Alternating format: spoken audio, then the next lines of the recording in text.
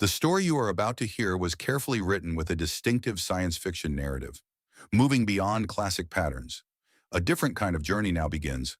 The medical wing of Colony Theta 7 smelled faintly of antiseptic and recycled air, a combination Jasper had come to associate with bad news and worse needles.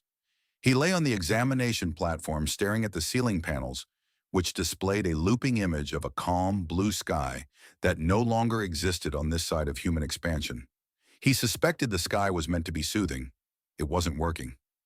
So, Jasper said, watching a small mechanical arm hover closer to his exposed forearm, on a scale from mild inconvenience to you're about to ruin my week, how mandatory is this health screening? Across from him stood Dr. Selith, the Valthori physician assigned to the colony. She looked almost human at first glance. Same upright posture, same symmetrical features, same calm eyes. But the illusion broke the moment you noticed her ears. They extended longer than a human's, elegant and tapered, angling slightly backward as if tuned to sounds no one else could hear. She wore a pale diagnostic coat woven with faintly glowing threads that shifted color as her instruments synced. Mandatory, Selith replied without looking up, and statistically beneficial. Fantastic, I love statistics. They're very comforting right up until they aren't. The mechanical arm extended a thin injector. Jasper barely flinched. After 3 years on a frontier colony, pain had become a familiar acquaintance. What unsettled him was Selith's silence afterward. The injector withdrew, the vials sealed, and her attention shifted to the hollow display blooming above her wrist. She frowned. Jasper noticed immediately. Selith did not frown often. She had the kind of professional composure that suggested her emotional range had been carefully audited and approved by some interstellar committee. Let me guess, Jasper said. I'm deficient in something obscure. Space vitamin Q. I knew I should have eaten more algae paste. Selith didn't respond. Her fingers moved through layers of data, pulling up genetic overlays, cross-referencing markers. Her ears twitched once sharply. That's new, she murmured. Jasper sat up a little. New good or new, lock the doors. The scanner may be miscalibrated, she said, though her tone lacked conviction.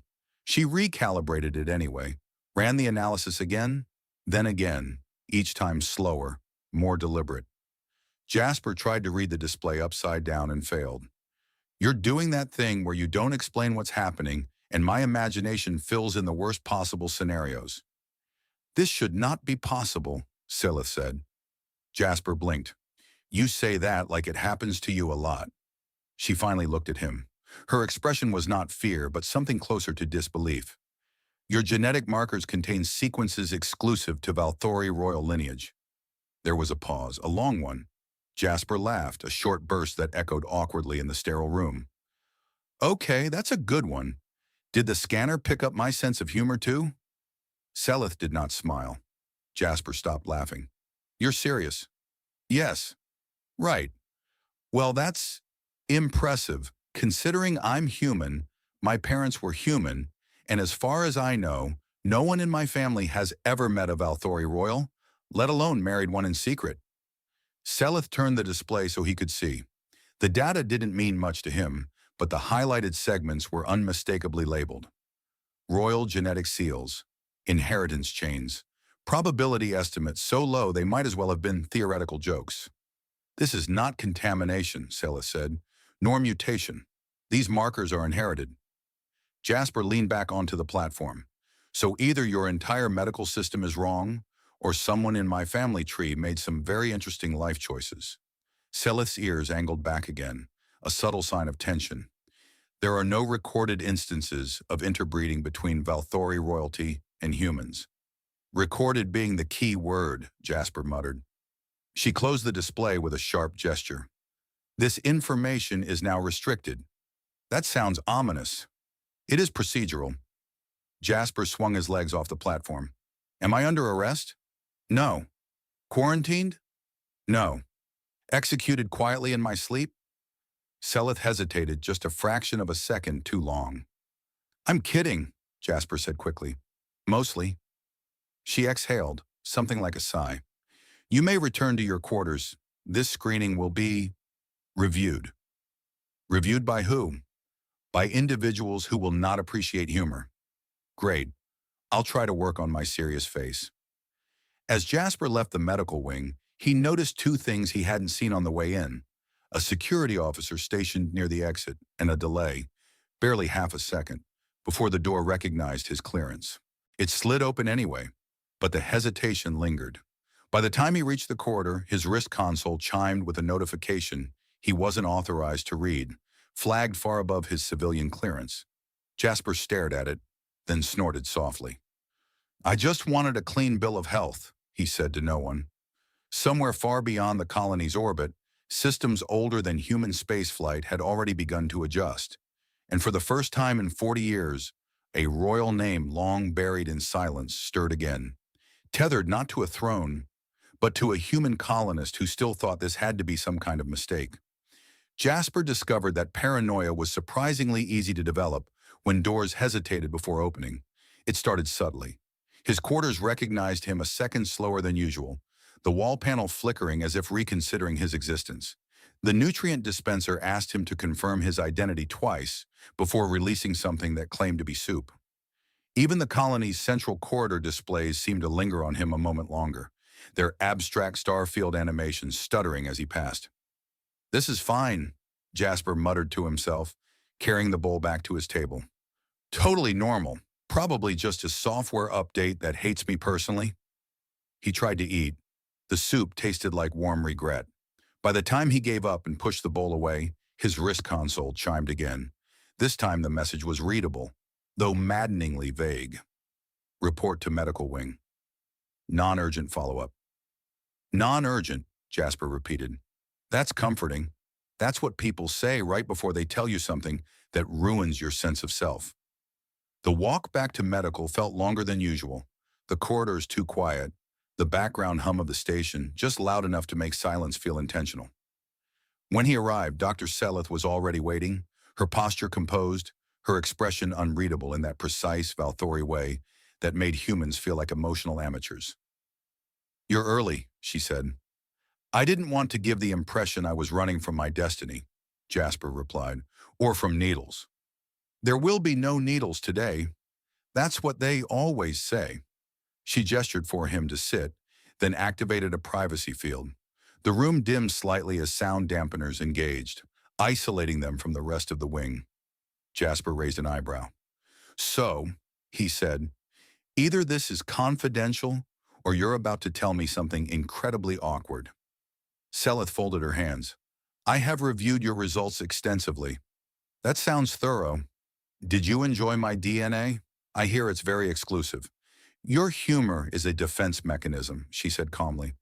"Yeah, well, reality is attacking first." She didn't argue. Instead, she brought up a three-dimensional projection. Gene strands interlaced with unfamiliar symbols, branching into timelines that stretch backward across decades. "These markers," she said, indicating a glowing sequence, "belong to the Valthori High Line. Not merely noble, royal." Jasper leaned forward despite himself. "You already said that. I was hoping the follow-up involved the words error or apology." "There is no error," he sighed. "Okay, hypothetically, and I want to stress hypothetically, how would a human end up with royal Valthori DNA?" Selith hesitated just long enough to be noticeable. "There is only one plausible explanation." "Of course there is." 40 years ago," she said, "Princess Elara disappeared." Jasper blinked. "Just disappeared?" "She was presumed dead. Her expedition vessel was found damaged near the outer edges of human-controlled space. No body was recovered." "That's tragic," Jasper said, then paused. "Wait, human space?" "Yes." The words seemed to hang between them, heavy with implication. "So," Jasper said slowly, "you're telling me that somewhere in my family tree is a missing alien princess who ran off, faked her death, and, what, settled down?" Selith's ears angled slightly, a gesture Jasper was beginning to recognize as discomfort. "The theory is unproven, but the DNA is." "Yes." Jasper leaned back in his chair and stared at the ceiling. "My mother used to say our family history was complicated. Turns out she was underselling it." Selith watched him closely, as if expecting denial, anger, panic. What she got was a tired laugh. "I don't even like politics," Jasper said. "I can barely manage colony meetings without wanting to hide under a table." "This is not about preference," Selith said. "Your existence has implications. Everything does if you overthink it." Before she could respond, the room's lighting shifted subtly, a silent alert. Selith's eyes flicked to the wall panel. "They're watching already, aren't they?" Jasper asked. "Yes. Do they watch everyone this closely, or am I special?" "You are notable. That's one way to put it." She deactivated the projection. "For now, you are to continue your duties as normal." Jasper snorted. "Right. Normal. I'll just go back to recalibrating soil processors while being a walking constitutional crisis. Discretion is advised." "I'm very discreet," he said. "I only tell life-altering secrets to people who look trustworthy and have long ears." For the first time, Selith's mouth twitched. Not quite a smile, but close enough to feel like a victory. As Jasper left the medical wing again, the security presence was unmistakable now. Guards didn't stop him, didn't speak, but their attention followed his movement with professional interest. In the corridor, Jasper slowed his pace, letting out a quiet breath. "Okay," he murmured. "Deep breath. You're still you. You still hate algae soup. You still don't want a throne." The station lights flickered once, then stabilized. Far beyond Colony Theta 7, in a palace that had not spoken Allara's name aloud in decades, a sealed archive was accessed for the first time since its creation. And a queen, surrounded by silence and duty, stared at a familiar genetic signature and felt something dangerously close to shock. Jasper's summons arrived without ceremony, which somehow made it worse. The message appeared on his wrist console while he was elbow-deep in a malfunctioning soil processor, coated in synthetic nutrients and quietly arguing with a diagnostic drone that refused to acknowledge gravity as a valid concern. The console chimed once, politely, as if it weren't about to derail his life further. "Report to Central Transit Hub. Immediate departure authorized." That was it. No explanation. No comforting, non-urgent this time. Jasper stared at the message, then at the drone hovering smugly in front of him. "I'm going to guess," he said, wiping his hands on his jumpsuit, "that this is not about my excellent performance review." The drone beeped, entirely unhelpful.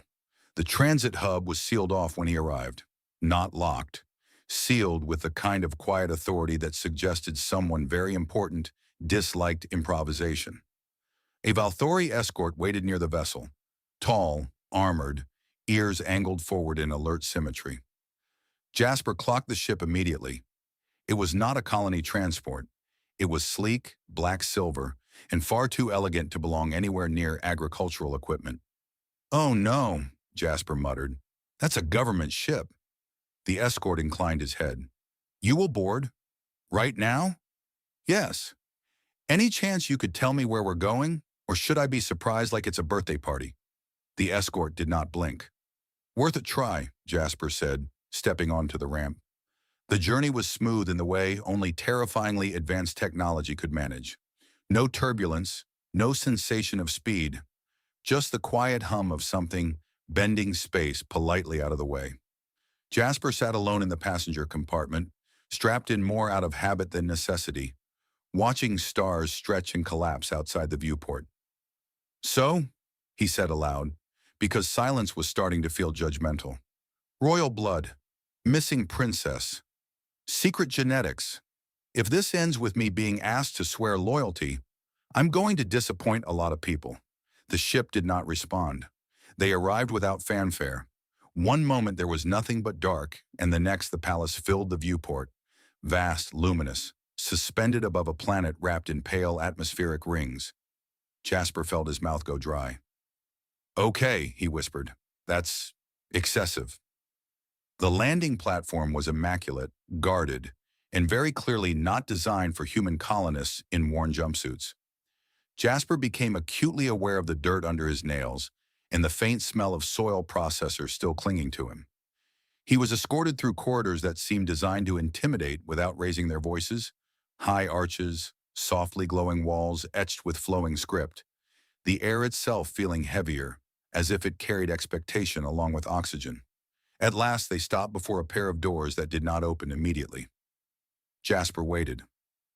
"I'm guessing I'm supposed to feel small right now." The doors parted. The chamber beyond was vast but restrained, its grandeur controlled rather than ostentatious. At its center stood Queen Veylin. She looked remarkably like Selith, Jasper noted distantly, in the way that suggested shared ancestry rather than coincidence. Human in shape, composed in posture, but unmistakably Valthori, with long ears held high and eyes sharp enough to cut through pretense. Her expression was cool, assessing, and utterly devoid of welcome. Jasper swallowed. "Hi." The word echoed far more than it deserved to. "You are Jasper Hale," Veylin said. "I am," he replied. "Unless this is the part where you tell me that's no longer accurate." She studied him in silence. Jasper resisted the urge to fill it. "You carry the genetic signature of my bloodline," she said at last. "So I've been told. I was hoping that was a prank." "It is not." "Figures." Veylin circled him slowly, her gaze clinical, searching for something Jasper wasn't sure he possessed. He turned slightly to keep her in view, feeling like an exhibit that hadn't agreed to be displayed. "You do not look like royalty," she said. "Thank you," Jasper replied. "I've worked very hard on that."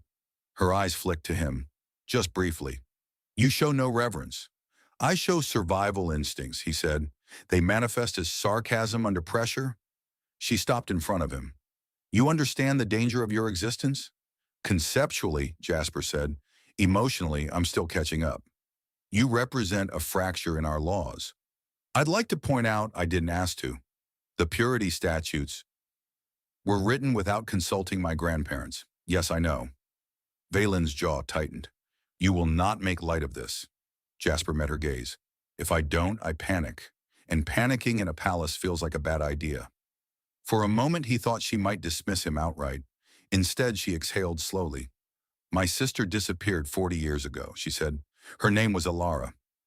"I've heard," Jasper said more softly. "She was unconventional."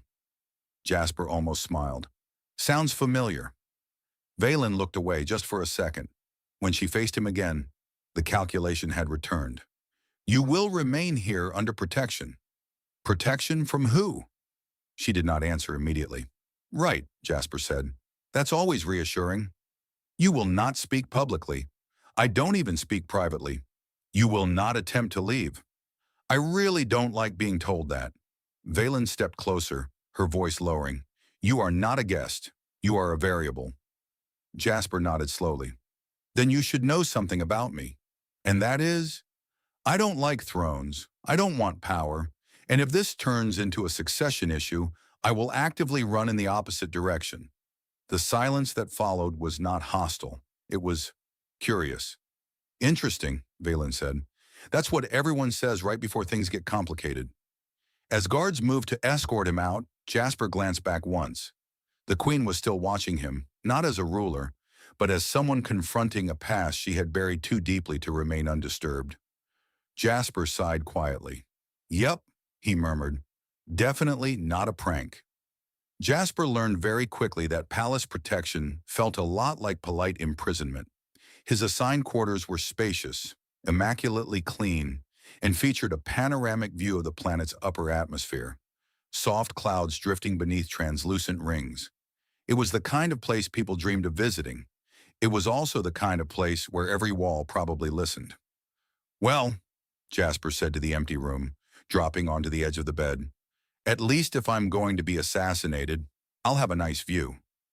The first attempt came less than 12 hours later. It was subtle enough that he almost missed it. Jasper had just figured out how to convince the nutrient dispenser to produce something resembling actual coffee when the air behind him shifted. Not a sound, more like a pressure change, a whisper of displacement that made the hairs on his arms rise. He turned instinctively, sloshing hot liquid everywhere. The drone hovering near the ceiling did not belong there.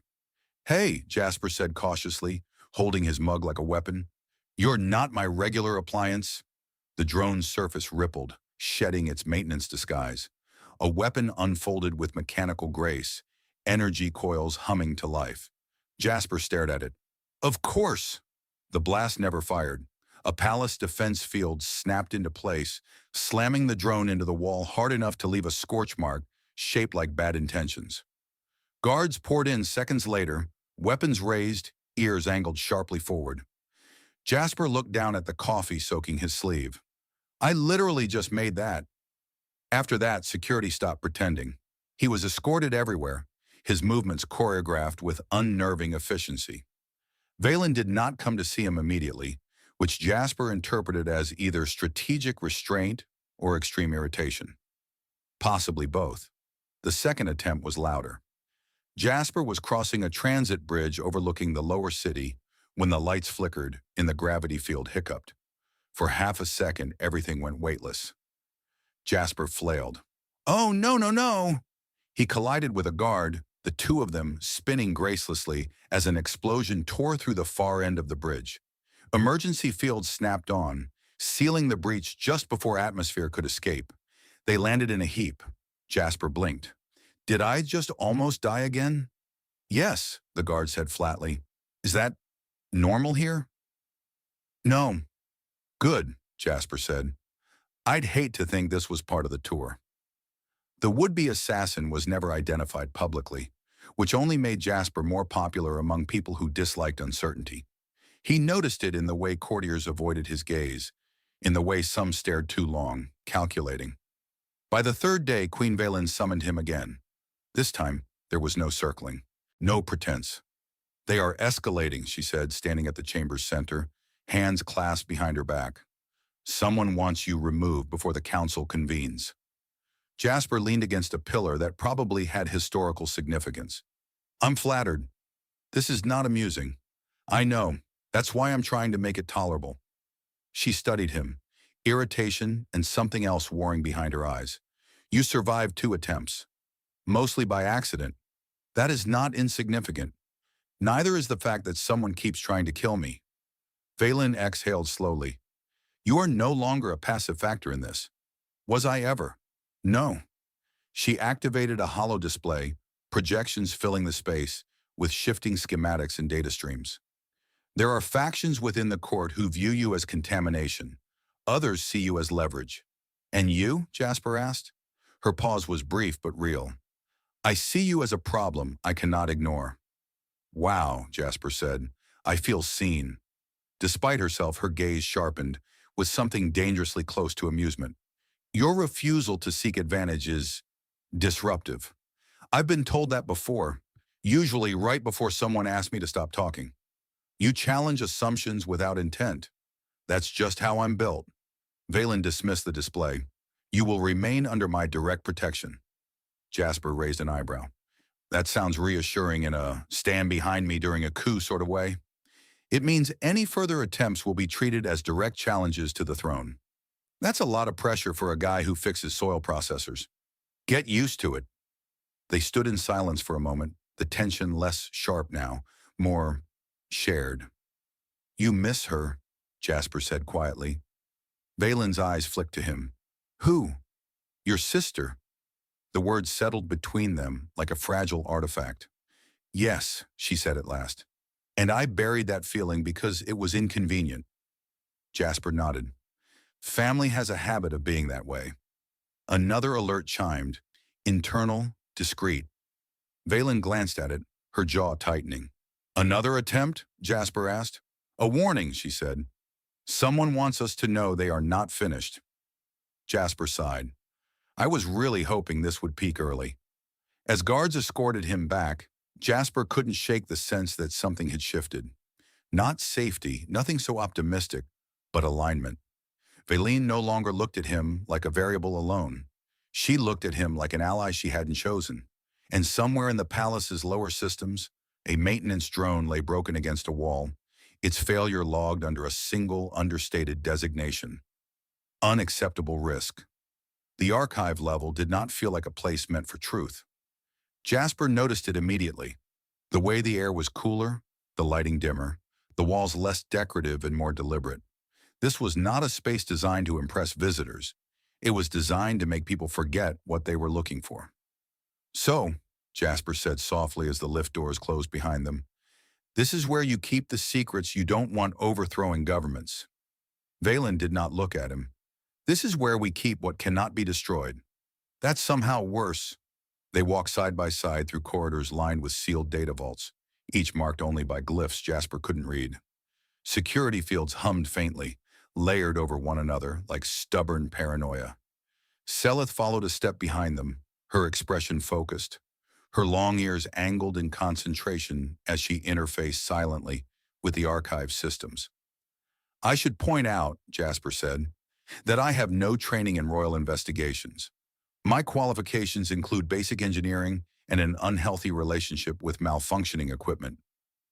You are uniquely qualified, Selith replied without turning. You are alive. Ah, Jasper said, the rarest credential. They stopped before a vault that looked no different from the others, except for one detail.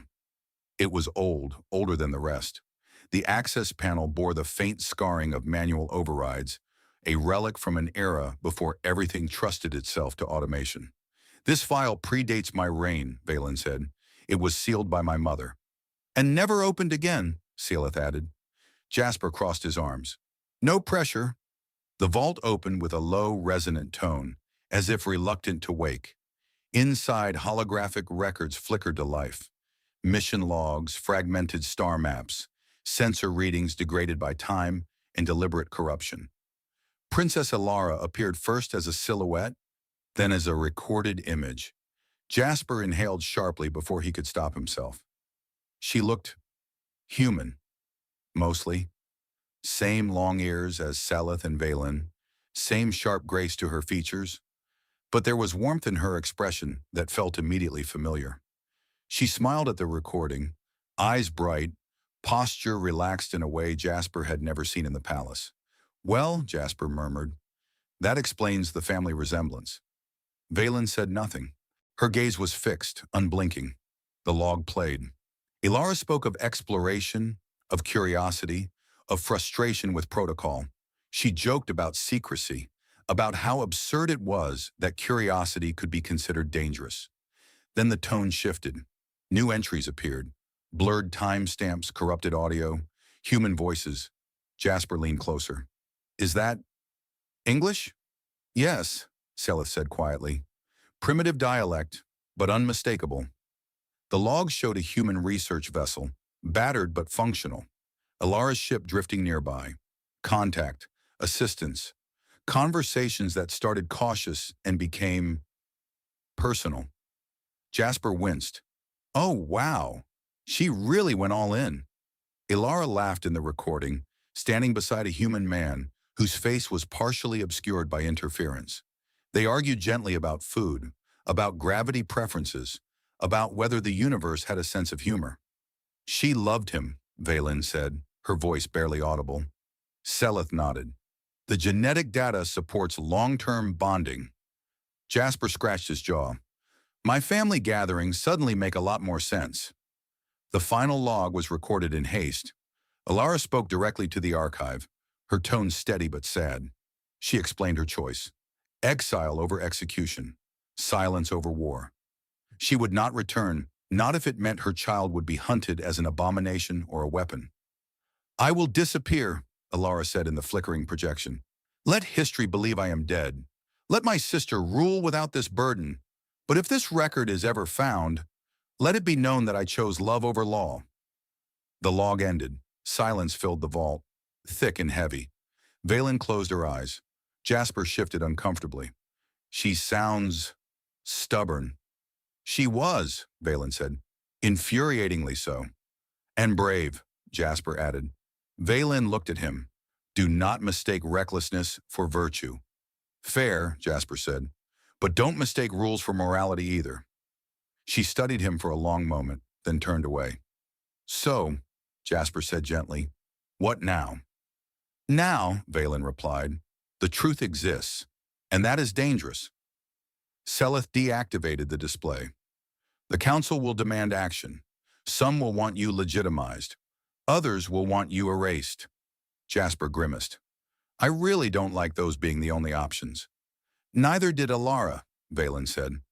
They left the vault together, the doors sealing behind them with a finality Jasper felt in his bones. As they walked, he glanced at Veylin. For what it's worth, she seemed happy.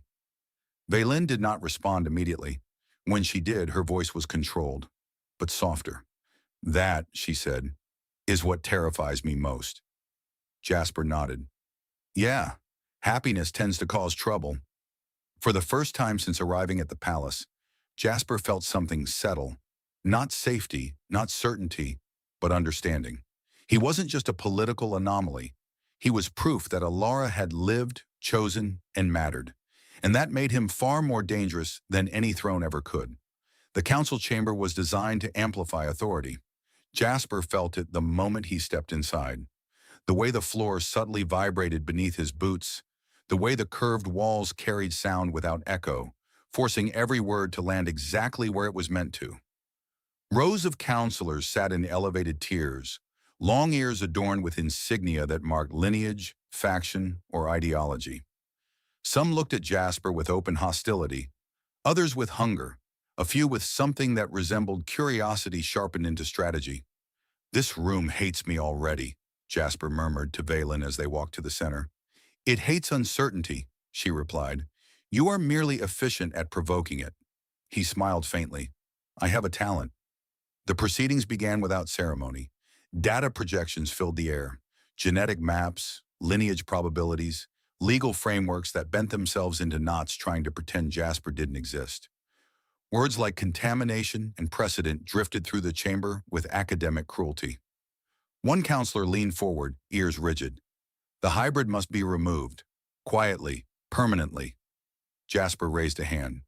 I'd like to formally object to that phrasing. Several heads turned. Veylin shot him a warning glance that said, now is not the time. Jasper lowered his hand obediently, then whispered, worth a try. Another counselor spoke, voice smooth. Alternatively, he could be claimed, recognized, a symbol of unity. A symbol doesn't get to choose, Jasper muttered. The debate spiraled, logic colliding with fear, tradition strangling pragmatism.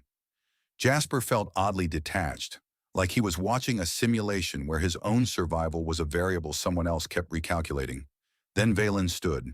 The chamber quieted instantly. My sister did not die, she said. The words cut through the air like a blade. Gasps rippled. Selith activated the archive feed, Alara's image appearing once more, her voice filling the chamber with warmth that felt almost defiant. The truth unfolded without embellishment. Love, exile, choice. When the projection ended, silence followed. Heavy, stunned, fragile. Jasper exhaled slowly. She really didn't do things halfway. A few counselors stared at him, offended. Others looked shaken. The purity statutes, Veylin continued, were written to prevent chaos, but they have instead created it. Jasper Hale is not a threat to this throne. He is royal blood, one counselor snapped. Jasper straightened. No, I'm a mechanic's grandson who fixes broken systems. If I wanted power, I'd be doing a much better job of looking ambitious. A murmur spread. Unexpected laughter followed. Quiet, reluctant, but real. I do not claim succession, Jasper said louder now. I don't want it. I won't take it. If your laws can't handle that, then maybe the problem isn't me. The chamber erupted. That was when the attack came. Lights failed. Gravity stuttered. Energy readings spiked wildly as a pulse weapon detonated near the upper tier. Panic broke discipline. Guards moved too slowly. Jasper reacted without thinking. He grabbed Veylin's arm and pulled her down as a blast scorched the space where she'd been standing. The shockwave sent them sliding across the floor, alarms screaming as emergency shields slammed into place. They lay there for a heartbeat, stunned. Well, Jasper said breathlessly, this meeting escalated. Veylin stared at him, then gave a sharp, incredulous laugh. You saved my life. Please don't make it a habit, he said. I'm terrible under pressure. Security overwhelmed the chamber, neutralizing the attacker, a council-aligned extremist who decided resolution was less efficient than annihilation. Afterward, as the palace went into lockdown, Veylin stood before the council again, her composure restored, her voice iron. Any further attempts on his life, she said, will be treated as treason. No one argued. Later, in a quiet corridor far from politics and bloodlines, Jasper leaned against a wall, shaking slightly now that adrenaline had lost interest. I think, he said, that's the most influential thing I've ever done while lying on a floor. Veylin looked at him for a long moment. You could have run. Yeah, Jasper said, but then I'd have to live with that. She nodded once. You are not royal in title. Good. But you are family, she said quietly. Jasper blinked. Careful. That word comes with expectations. Then we will redefine them, Veylin replied. For the first time since his blood had betrayed him, Jasper felt something close to choice returning. Not safety, not power, but agency. And for a universe built on inherited destiny, that was the most radical thing of all. The palace felt different after the council chamber burned its secrets into the open. Not quieter. If anything, the systems hummed louder, security grids overlapping like nervous thoughts. But lighter, as if something long suppressed had finally been allowed to breathe. Jasper noticed it in small ways. Guards nodded instead of watching him like a malfunctioning device. Courtiers whispered less urgently, and doors no longer hesitated when he approached, as though the palace itself had stopped arguing with his existence. He stood on a balcony overlooking the planet's rings, hands resting on a railing that had probably witnessed centuries of very serious decisions. The light from the star filtered through the rings, scattering into soft bands of color. Well, Jasper said to the universe, this is definitely not how I imagined my week going. Behind him, footsteps approached, unhurried, deliberate. Veylin stopped at his side, her posture less rigid than before, her long ears relaxed instead of sharply angled toward danger. The council has adjourned indefinitely, she said. The purity statutes are suspended pending reform. Jasper blinked. You're telling me I survived assassination attempts, a royal investigation, and a public political meltdown, and the end result is paperwork? Veylin's mouth curved faintly. The most dangerous weapon of all, he snorted. Figures. For a moment, they simply watched the rings drift. The silence between them was no longer heavy. It was shared. They will stop hunting you, Veylin said at last. Not out of kindness, out of fear. I'll take fear, Jasper replied. Fear is predictable. You will be formally recognized, she continued, not as an heir, not as a claimant, as kin. Jasper turned to her. And what does that mean exactly? It means your blood will no longer be denied, Veylin said, and your choices will be your own. He considered that. So I don't get a crown. No. Or a title. No. Or ceremonial robes that itch. Absolutely not, Jasper smiled. Perfect. They moved inside toward a chamber Jasper hadn't seen before. It was smaller than the throne room, warmer, lined with living crystal that shifted color in response to movement. At its center stood a single projection pillar. This was my sister's, Veylin said quietly. Selith was already there, hands folded, her expression calm but attentive. She activated the pillar, and Allara's image appeared, not as a mission log this time, but as a restored composite, clearer than before. Allara smiled. Jasper felt it in his chest, sharp and unexpected. We will not rewrite her choice, Veylin said. We will acknowledge it. The memorial was simple. No grand declarations, no political spin, just truth, recorded and released into the official archives. Princess Elara. Explorer, sister, mother, exile by choice. When it was done, Jasper cleared his throat. She would have hated anything more dramatic. Veylin nodded. She hated being told what she should be. Definitely a family trait, Jasper said. Days passed. The palace settled into a new equilibrium, one that creaked and complained, but held. Jasper attended exactly one advisory meeting before politely excusing himself forever. I am not built for this, he told Veylin afterward. Too many chairs, too many opinions. She accepted it without argument. Arrangements were made, transport authorized, protection assigned, discreet this time. Jasper packed his few belongings, staring at the room that had nearly become his tomb, and instead became a turning point. On the day of his departure, Selith walked with him to the landing platform. "You will be monitored," she said. "Comforting. For your safety, I'll try not to trigger any more constitutional crises." She tilted her head. "You are remarkably calm." Jasper shrugged. "Turns out knowing who you are makes things simpler, even when it complicates everything else." Veylin waited at the ship. No guards flanked her. No court watched. "You can return," she said, "if you choose." Jasper smiled gently. "I think I need to live my life where I started it. Fix broken things that don't involve interstellar law." She inclined her head. That was always Allara's argument. He hesitated, then stepped forward and hugged her. She froze, then, awkwardly, returned it. "Family's weird," Jasper said into her shoulder. "Yes," Veylin replied softly, "but it endures." The ship lifted smoothly, the palace shrinking into light and geometry as space folded open. Jasper leaned back in his seat, watching the stars stretch, feeling something he hadn't felt since before the blood test. Peace. Back on Colony Theta 7, the soil processor was still broken. The soup was still terrible. Life resumed with stubborn familiarity. But sometimes when Jasper looked up at the sky, he felt the weight of history, not as a burden, but as a connection, not a throne, a choice. And that, he realized, was the rarest inheritance of all.